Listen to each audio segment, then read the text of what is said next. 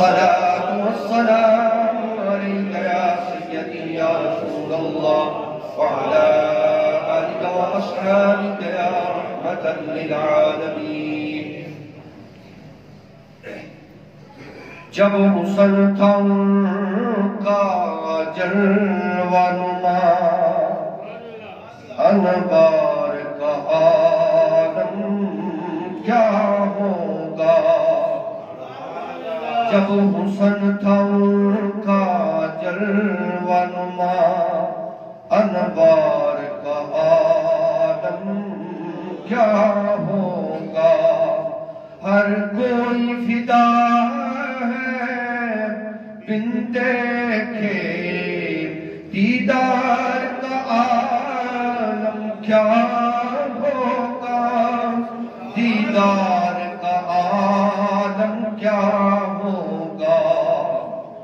جس وقت تھے خدمت میں ان کی ابو بکر و عمر عثمان و علی، اس وقت رسول اکرم کے دربار کا عالم کیا ہوگا، دربار کا عالم کیا ہوگا. ہر کوئی فدا ہے بن دیکھے دیدار کا عالم کیا ہوگا. حمد و صلاۃ اور رات رسول مقبول صلی اللہ علیہ وسلم کے بعد انتہائی عزت اور احترام کے قابل زاویہ جامع مسجد سلطان قطب نیابت کے اندر جمعہ مبارک کی ان خوبصورت اور بابرکت گھڑیوں کے اندر تشریف لانے والے عاشقان مصطفیٰ سب کو پتہ ہے اور سب کو معلوم ہے کہ ماہ جمادی الثانی شریف اسلامی مہینہ ہے. ہمیں جنوری فروری نہیں، یہ مہینے بھی یاد رکھنا چاہیے. ہماری ابتدا جنوری فروری مارچ سے نہیں ہوتی. لوگ مانتے ہیں چلتے ہیں ٹھیک ہے حضرت سیدنا عیسیٰ علیہ السلام کے حوالے سے، پر ہم نے سبق وہ پڑھنا ہے جو حضور علیہ السلام نے بتایا. نبی علیہ السلام کہ ہم اسلام کے ماننے والے ہیں، اسلام کے پیروکار ہیں. اسی لیے تو حضور علیہ السلام نے ارشاد فرمایا کہ سر سے لے کر پاؤں تک تمہارے وجود کا ایک ایک حصہ بول کر کہے کہ ہم مسلمان ہیں.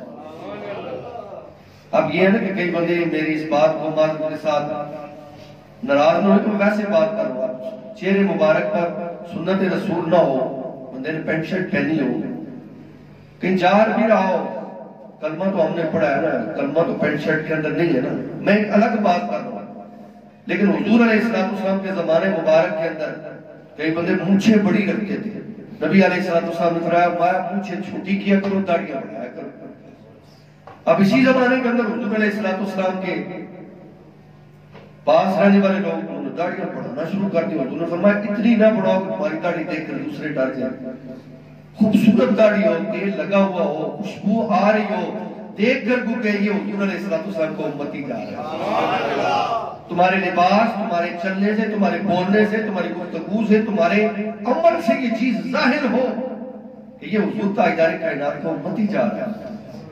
آج کی جو ابتدا کے اندر آیت کریمہ میں نے آپ کے سامنے تلاوت کرنے کا شرف حاصل کیا ہے، یقیناً 100% شورٹی کے ساتھ میں کہتا ہوں لوگ سمجھتے ہوں گے کہ یہ جو قاری صاحب نے آیت پڑھی اس کا موضوع کیا ہے. محمد رسول اللہ. جب حضور کا نام آ جائے تو انگوٹھے چوم کر آنکھوں پر لگایا کرو. حضور نے فرمایا تا تمہیں مرگ اس کی آنکھوں سے بینائی دی جائے. یہ فیض ہے.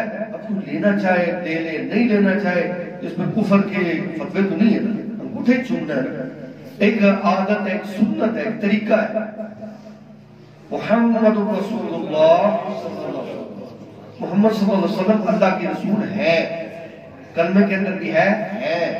کہیں ہم یہ نہیں لگاتے اہل سنت کے تھے، ہم فرماتے ہیں آج بھی ہے.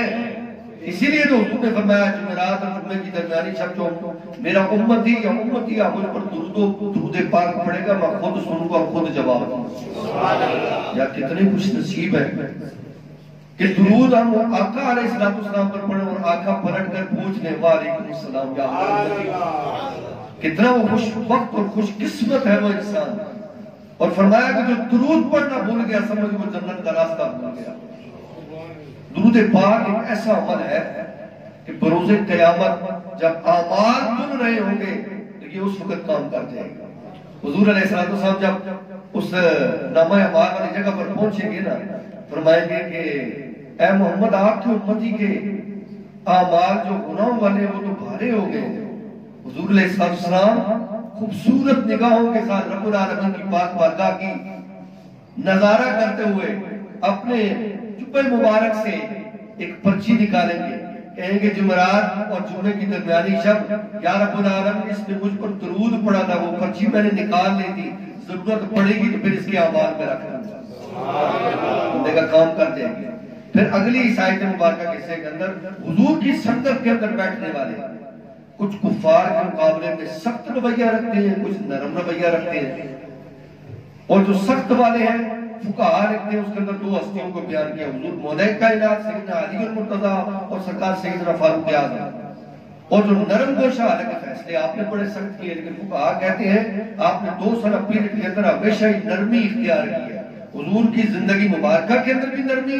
نبی علیہ السلام کے بعد جب تخت خلافت پر آپ جلوہ فروز ہوئے اس وقت بھی آپ نے چند فیصلے سخت کر باقی سارے آرے کے سارے معاملات کو بڑی بخوبی اور آسانی کے ساتھ کون حضرت سیدنا عثمان غنی ذوالنورین اور حضرت سیدنا ابو بکر صدیق رضی اللہ عنہ. آج کا میرا موضوع کیونکہ 22 جمادی الثانی آپ کا یوم وصال ہے اور انشاءاللہ یہ 22 جمادی الثانی ہمارے ہاں تو آ رہا ہے اتوار کو تو انشاءاللہ العزیز اللہ رب العزت نے چاہا کہ آپ کا بھی یہاں پروگرام ہوگا ہر سال کی طرح. کیونکہ ہم تو خراج تحسین اپنے سینوں کو ٹھنڈا کرتے ہیں اپنے آپ کو گواہ بناتے ہیں. یا رسول اللہ آپ کے پاس ہی آپ کا ایک غلام لیٹا ہوا ہے. وہ کہیں یہ نہ کہہ دے کہ سلطان قطب الدین ایبک والوں کا سلام نہیں آیا ہے اس سال. تو انشاءاللہ العزیز پروگرام ہوگا. اور 22 جمادی الثانی اپنے اپنے گھروں کے اندر ختم پاک دلایا کریں اس لیے کہ ہم ہر نسبت کا حیا کرنے والے ہیں. ہم ہر نسبت کا حیا کرنے والے ہیں. حضرت سیدنا ابو بکر صدیق رضی اللہ تعالیٰ عنہ کہتے ہیں کہ اہل بیت کون. اب کئی افراد ہیں وہ لکھتے ہیں آپ کو بھی اہل بیت میں شامل کیا جائے اور پھر کہنے والے کہتے ہیں نہیں جی نہیں حضور نے فرمایا یہ ہے میری اہل بیت. اس کے اندر حضور مولا کائنات ہے سیدہ زہرا پاک سلام اللہ تعالیٰ علیہ حضرت امام حسن علیہ السلام حضرت امام حسین علیہ السلام پھر حضور علیہ السلام کی وہ 3 بیٹیاں کہاں گئی. نبی علیہ السلام کے 2 بیٹے کہاں گئے 3 بیٹے تھے نا یہ تو آ گئے. پھر اس کے بعد نبی علیہ السلام کی بیویاں کدھر گئی جو ہم سب کی روحانی مائیں ہیں وہ تو ایک حدیث مبارکہ ہے. حضور نے فرمایا اہل بیت کون. نبی علیہ السلام نے جہاں سے شادیاں کی وہ گھر بھی اہل بیت کے اندر شامل اور جہاں نبی علیہ السلام نے اپنی بیٹیاں کی وہ بھی اہل بیت کے اندر شامل. تھوڑے شامل یا کم شامل وہ بات کا موضوع ہے. اس لیے حضرت سیدنا ابو بکر صدیق رضی اللہ تعالیٰ عنہ اس حوالے سے انتہائی اہمیت کے حامل ہے کہ نبی علیہ السلام کے 2 سال بعد آپ دنیا کے اندر تشریف لائے اور بہترین نہیں سفر اور حضر کے ساتھیوں کے اندر شامل تھے. صرف ایک سنا کر آج سنت المجادلہ کی 28ویں پارے کی کیونکہ ایک سبق بھی تو دینا چاہیے. موضوعات آپ سنتے رہتے ہیں آپ نے عظمت بھی سنے پچھلے جمعہ مبارک میں مشکلات بھی سنی سرکار سیدنا صدیق اکبر رضی اللہ تعالیٰ عنہ کے حوالے سے کہ آپ کی 5 مشکلات تھی. کتنی مشکلات تھی 5 جن کو کہتے ہیں نا حضور علیہ السلام کے ظاہری وصال مبارک کے بعد 5 مشکلیں سرکار سیدنا ابو بکر صدیق رضی اللہ تعالیٰ عنہ کے سامنے کھڑی ہوئی. پہلی مضطراب کا عالم تھا. کوئی ادھر گر رہا ہے کوئی ادھر گر رہا ہے کوئی ادھر گر رہا ہے. سرکار سیدنا فاروق اعظم تلوار لے کر کھڑے ہو گئے. کہا کہ اگر کسی نے کہا کہ حضور کا ادارے کائنات دنیا سے چلے گئے تو اس کی گردن اڑا کر رکھوں گا. اس حالات کے اندر اگر کوئی ہستی کھڑی ہو کر امت مصطفیٰ کو کسی نے سنبھالا دیا ہے اس کا نام حضرت سرکار سیدنا ابو بکر صدیق رضی اللہ عنہ. اس طرح نہیں ہے یہ فراجت ایسی اتنی سردی نہیں ہے جتنا آپ محبت سے کہو ذرا سبحان اللہ. اب ڈھیلی سبحان اللہ نہیں 5 چیزیں تو بیان کرنی ہے کہ 5 باری سبحان اللہ نہیں کہنی. تو پھر زبان کا آچار پڑھنا تجھے کہ اس دور اس عالم کے اندر امت کو ایک مقام پر یکجا کر فرمایا حضور علیہ السلام تشریف لے گئے ہیں، نبی علیہ السلام کا مشن زندہ ہے۔ اٹھو اس پرچم کو اٹھاؤ اور پوری دنیا کے اندر پھیلا دو۔ آہستہ آہستہ کر سب کو کھڑا کیا۔ دوسرا منکرین زکات کھڑے ہو گئے، کہا کہ صرف زکات حضور علیہ السلام دے سکتی ہے اور کوئی نہیں دے سکتا۔ پھر سرکار سے تصدیق اکبر رضی اللہ تعالیٰ عنہ کھڑے ہوئے، کہا جو حضور کے زمانے مبارک کے اندر اونٹ دیتا تھا زکات اور رسی اونٹ کو باندھنے کے لیے وہ بھی لے کر آتا تھا، اگر وہ نہیں دے گا تو ابو بکر اس کے ساتھ بھی جہاد کرے گا۔ محبت سے کہہ ذرا سبحان اللہ۔ اس معاملے کو بھی قابو پایا۔ پھر تیسرا جنگ موتا ہوئی تھی حضور علیہ السلام کی ظاہری حیات کے اندر۔ اس کے اندر 3 جرنیل شہید ہوئے تھے جن کے ہاتھ کے اندر جھنڈے تھے، جھنڈا نہیں گرتا۔ ان وقتوں کے اندر جہاد کا اعلان ہوتا تھا، جس کے ہاتھ سے جھنڈا جس کا گر گیا نیچے ہو گیا، سب کو انہوں نے شکست تسلیم کر لی۔ سب سے پہلے حضرت عبداللہ بن رواحہ رضی اللہ تعالیٰ عنہ، آپ شہید ہوئے۔ آپ نے آواز دی، اے جعفر تیار، حضور سیدنا علی المرتضیٰ شیر خدا کے چھوٹے بھائی، فرمایا جعفر تیار، لگتا ہے میرا وقت قریب آ گیا، جھنڈا میرے ہاتھ سے جا رہا ہے۔ انہوں نے پکڑ لیا۔ جب ان کی شہادت ہو گئی حضرت جعفر تیار رضی اللہ تعالیٰ عنہ کی، تو پھر تیسرے حضرت زید بن حارثہ رضی اللہ تعالیٰ عنہ، جب وہ پرچم ان کے ہاتھ کے اندر آیا تو پہلے انہوں نے بازو کے ساتھ اس جھنڈے کو پکڑا ہوا تھا، کفار کی جو وار چلے وہ بازو شہید ہوا۔ پھر آپ نے دوسرے ہاتھ کے اندر پکڑا، دوسرا ہاتھ بھی شہید ہوا۔ پھر آپ نے دانت مبارک کے اندر پکڑا، اتنے ان کے حصے کر دیے گئے اس آخری لمحے اور مشکل لمحے کے اندر۔ جب یہ 3 بندے انہوں نے منتخب کیے تھے تو چوتھے بندے جو آگے آئے تھے وہ حضرت سیدنا خالد بن ولید رضی اللہ تعالیٰ۔ تو کہتے ہیں نا سیف اللہ، اللہ کی تلوار، ان کے ہاتھ سے بے شمار تلواریں ٹوٹی اور اسلامی فوج کو بچا کر مدینہ المنورہ واپس لے آئے۔ لے کر آئے، حضور نے فرمایا کہ ایسا نہیں، میرے زید بن حارثہ کے ساتھ جو انہوں نے کیا ہے ان پر رقت طاری ہونی چاہیے۔ آپ نے حضرت زید بن حارثہ کے بیٹے حضرت اسامہ بن زید کو بلایا اور 10,000 کا لشکر تیار کر کر اس زمین کی طرف روانہ کیا۔ ابھی تھوڑا ہی دور وہ پہنچا تھا کہ خبر آ گئی کہ حضور علیہ السلام دنیا سے تشریف لے گئے۔ وہ لشکر واپس آیا، حضور علیہ السلام کی جب تدفین ہو گئی، بعد میں جب روزہ مبارک کی آواز آئی، سرکار سے تصدیق اکبر نے بیعت لے لی، فرمایا کہ یہ لشکر جائے گا۔ بڑے صحابہ نے اختلاف کیا کہ اب ہمارے اندرونی معاملات ٹھیک نہیں ہیں، اس لشکر کو نہ بھیجے۔ فرمایا جس لشکر کو حضور علیہ السلام نے بھیجا ہے، ابو بکر کی کیا اہمیت، اس لشکر کو روک لیں گے، لشکر جائے گا۔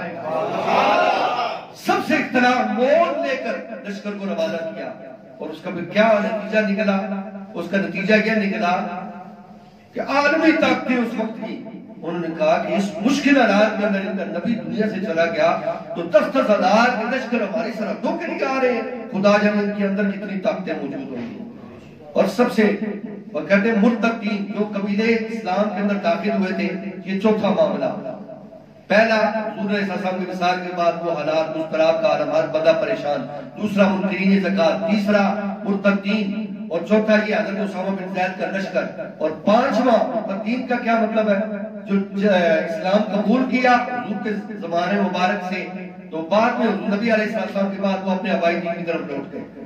کہا کہ اب حضور علیہ السلام نے جس کا مطلب یہ دین ختم، فرمایا نا، نبی علیہ السلام ہمیں سکھا کر گئے ہیں کہ دین کیسے لے کر جانا ہے، کس طرح حضور کی امت کو یکجا کر میدان عمل کے اندر لانا ہے۔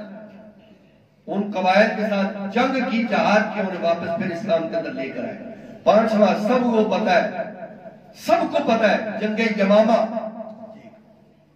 نبی علیہ السلام کی ختم نبوت کا پہرا۔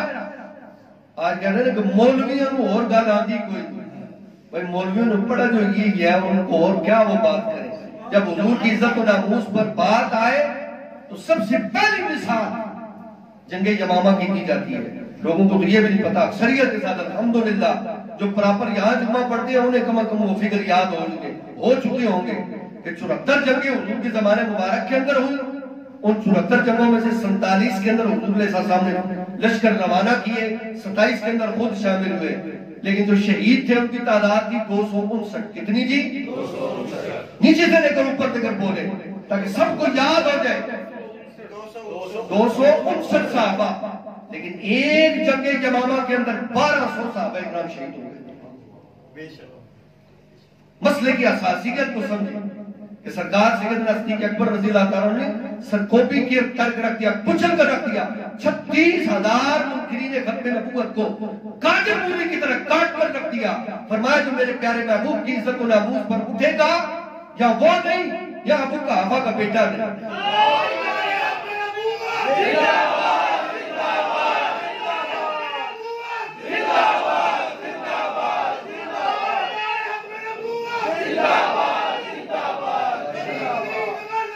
ابو بکر ابو بکر ابو بکر ابو بکر، نعرہ میں لگاؤں گا، جواب آپ دیں گے تاکہ بروز قیامت سرکار سیدنا صدیق اکبر رضی اللہ عنہ کے سامنے جا کر کہیں کہ ہم تو یا علی والے بھی تھے یا ابو بکر والے بھی تھے، یا رسول اللہ والے بھی تھے یا اللہ والے بھی تھے۔